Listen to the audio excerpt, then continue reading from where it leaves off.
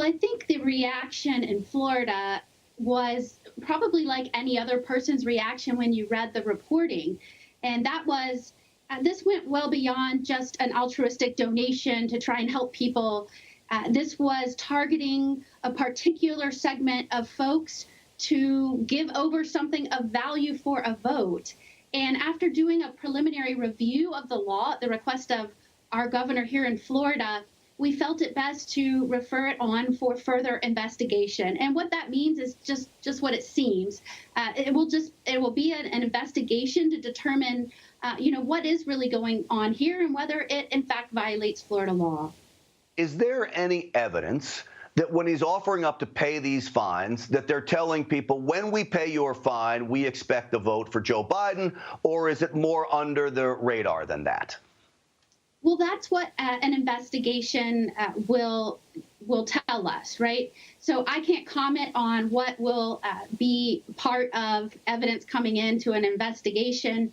But what I can say is, after you look at the law, and I was, you never ever want, as a law enforcement official or as an attorney general, and I don't care what party you belong to, you are an attorney general looking at the law with an unbiased view.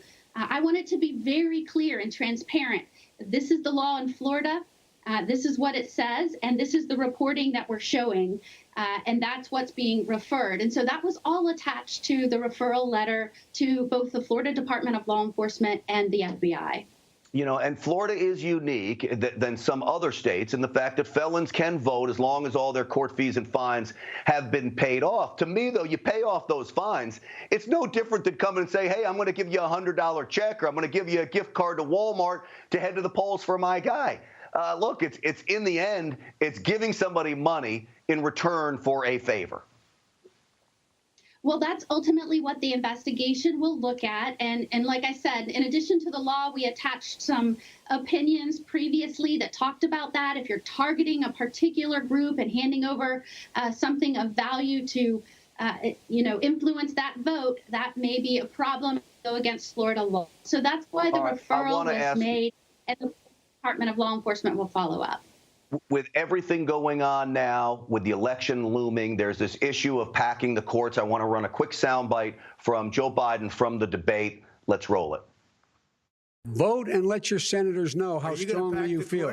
Vote now. Are you gonna pack the Make court? sure you, in fact, let people know you're a senator. I'm not going to answer the question. Why wouldn't you answer that because question? the question is, radical left. Will you shut up, man? Listen, Well, besides the will you shut up man being so out of line, Attorney General Moody, look, he didn't acknowledge whether he would pack the Supreme Court or not, but this is critical to what could happen in Florida, especially with the election looming, and who knows what court cases could make it to the Supreme Court. Well, look, one of the backbones of a free society, a government of law and order like ours, is that people have faith in the consistency and strength and integrity of their courts. And the reason why Joe Biden wouldn't say whether he was going to pack the courts is because that the radical segment of his party is going to push him to do that.